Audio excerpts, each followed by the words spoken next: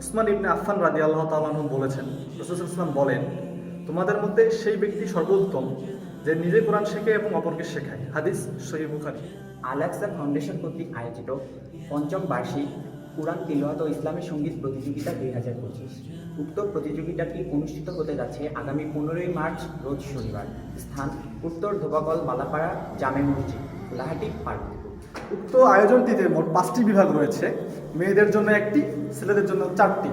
মেয়েদের শুধুমাত্র ক বিভাগ প্রথম থেকে পঞ্চম শ্রেণী, এবং ছেলেদের জন্য ক বিভাগ প্রথম থেকে অষ্টম শ্রেণী, খ বিভাগ নবম থেকে অনার্স শ্রেণী, এবং ঘ বিভাগ শুধুমাত্র মাদ্রাসার ছাত্র এরা অংশগ্রহণ করতে পারবে, এবং উ বিভাগে ইসলামী সঙ্গীত শুধুমাত্র ছেলেদের জন্য।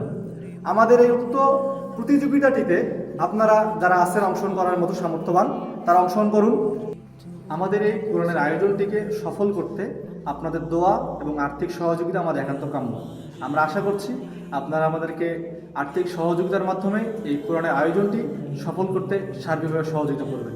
আসসালামু আলাইকুম ওয়া রাহমাতুল্লাহি ওয়া বারাকাতুহু।